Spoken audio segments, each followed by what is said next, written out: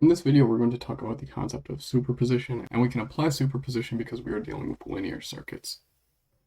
Now, first, we are going to do the conventional nodal analysis that we've learned. So if we look at point Vx, we would just have I1 going in plus V1 minus Vx over R1 going in, and then coming out is just Vx over R2. And we can solve for Vx just as I1 plus V1 over R1 divided by 1 over R1 plus 1 over R2 equal to Vx.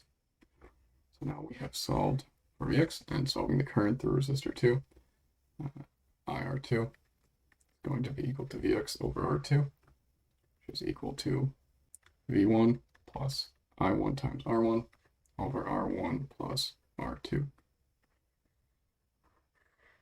So this is a straightforward example, but for the principle of superposition, it's also very helpful to understand. Now, for superposition, what we do is we only leave one independent source on. So we turn all the others off and then we analyze the circuit. Now, to turn a current source off, it means setting the current to 0, which means we essentially have an open circuit over it. And for the voltage source, we turn the voltage to 0, which means we would have a short over the source. Now what we can do, we can first turn off the voltage. We'll call that A. And we're going to set V1 to 0, which means we would just have a current source and two resistors.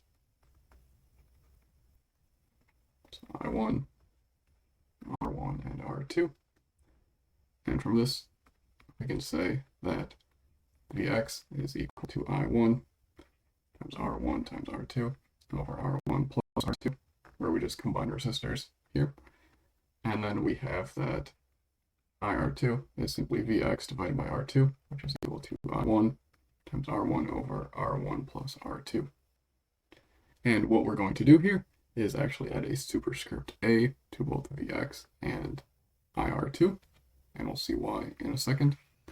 So now if we look at the next case, where we set I1 to 0, what we have is just a voltage source and then two resistors, R1 and R2, where this point is Vx. So now Vx will just be equal to V1 times R2 over R1 plus R2, using the voltage divider that we know. And then IR2 is equal to V1 divided by R1 plus R2. Now again, we are going to add the superscript B for this segment. Now that we have everything analyzed, we've turned off all the sources that we can and analyzed everything that we can, what we're going to say is that IR2, the total current, which is also equal to IR2 from above, that's just going to be equal to IR2A plus IR2B. And if we add these two currents together, we see that we have V1 plus I1 times R1 divided by R1 plus R2. And if we notice that this answer is the exact same answer that we got from doing the nodal analysis, it shows that this method works. Now we can also just take IR2, total current, times R2 to be equal to Vx. So that's how we can solve for the voltage as well. This is a straightforward example. Next time we will go over an example where there's a dependent source, and we'll see how to deal with that.